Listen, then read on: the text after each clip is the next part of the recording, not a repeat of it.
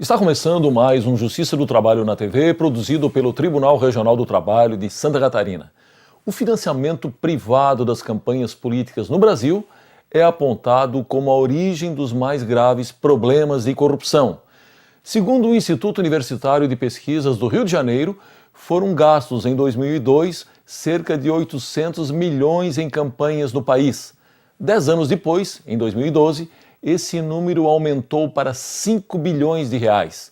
Para falar sobre corrupção e sistema eleitoral, está conosco o professor da PUC de São Paulo, Marcelo Figueiredo, que há cerca de 15 anos pesquisa o assunto. Muito bem, professor Marcelo, seja bem-vindo. Muito obrigado por ter nos oportunizado essa entrevista sobre esse tema tão importante, especialmente porque estamos justamente num ano eleitoral. Muito bem, em 1985, com o fim dos anos de chumbo e o começo do processo de abertura política, o país aí inaugurou um novo ciclo no qual a imprensa começa a ter um maior protagonismo, tanto na investigação como também na denúncia de atos de corrupção. Isso, por vezes, e aí não sei se o senhor concorda comigo, mas passa a impressão de que, com a volta da democracia, também aumentou a taxa de corrupção.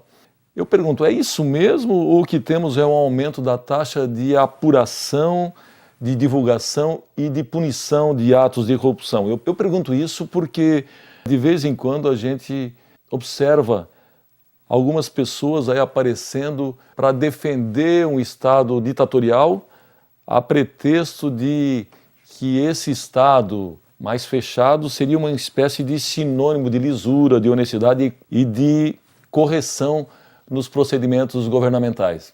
Qual a sua opinião? Pois não, é um prazer estar no seu programa.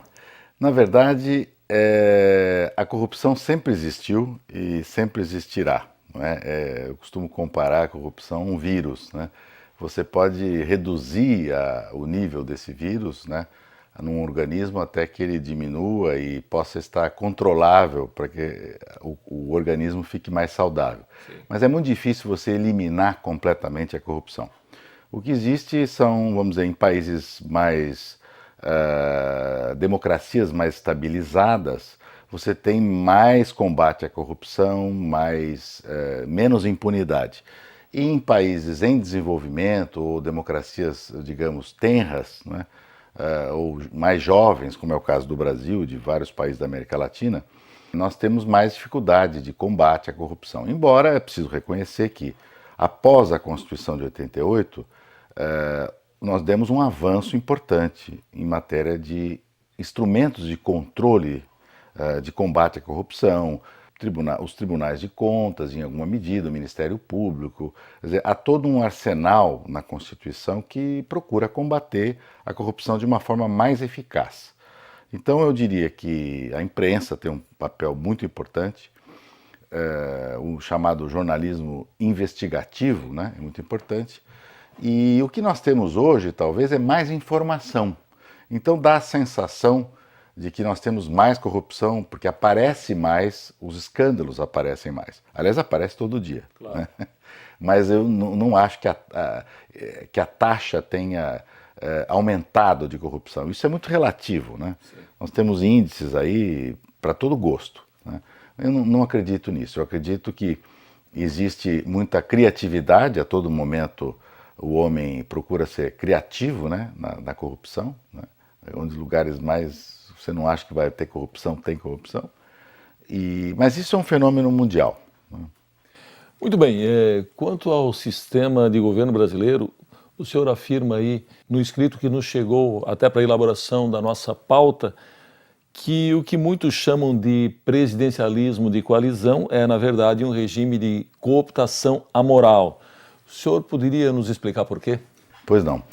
Em nome da governabilidade, né, muitos países realizam acordos, fazem acordos. Quer dizer, então, hoje, por exemplo, nós temos uma situação clara em que há o chamado governo de coalizão. Quer dizer, os partidos políticos estão todos representados no Poder Executivo, praticamente através dos ministérios, com ministros, etc.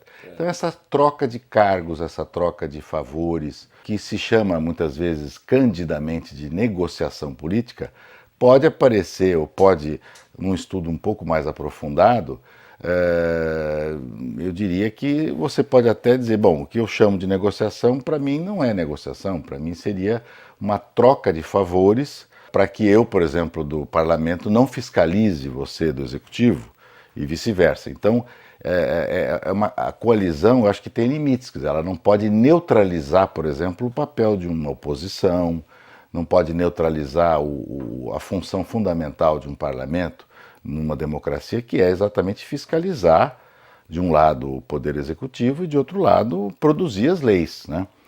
Então, eu acho que, em nome da governabilidade, às vezes nós abrimos mão de uma maior lisura, vamos dizer assim, no trato da coisa pública, né? Tá certo. O senhor também tem se confessado sempre surpreso com a ousadia e a persistência dos corruptos e com a sofisticação das suas técnicas, mas também defende que se persevere no combate à corrupção, com o aparelhamento para prevenir, fiscalizar, combater e punir, enfim. Aparentemente, essa é uma empreitada aí que nunca vai acabar, como o senhor mesmo disse. Corrupção sempre existiu e sempre vai existir numa certa medida. Mas a pergunta, nós estamos enxugando gelo por ineficiência dos métodos utilizados pelo aparato policial, legislativo e judiciário, ou há motivos aí para algum otimismo? Eu creio que a gente sempre tem que ter esperança que as coisas vão melhorar, não é? Mas, de alguma maneira, é difícil, a nossa mentalidade é muito burocrática. Então, eu acho que há esperanças na medida em que existem também padrões internacionais que pressionam por práticas mais saudáveis anticorrupção. Então, hoje eu tenho, mesmo nas empresas maiores, né, que dependem de financiamento governamental ou do Banco Interamericano, ou enfim, de licitações internacionais, quer dizer, todo mundo que depende do mercado internacional tem que se submeter a padrões mais rígidos de moralidade. Então eu tenho códigos de boa governança, eu tenho manuais de ética para comprar, para vender, para me relacionar, para não dar conflito de influência, de conflito de interesses e coisas assim. Então eu diria que tem havido um incremento das chamadas boas práticas de governança, tanto no setor privado como no setor público. Mas é evidente que nós temos aí um caminho imenso ainda pela frente. E eu não acho que isso seja suficiente, mas é algo a mais. Muito bem, professor Marcelo, eu preciso chamar o nosso primeiro intervalo, nós voltamos em seguida.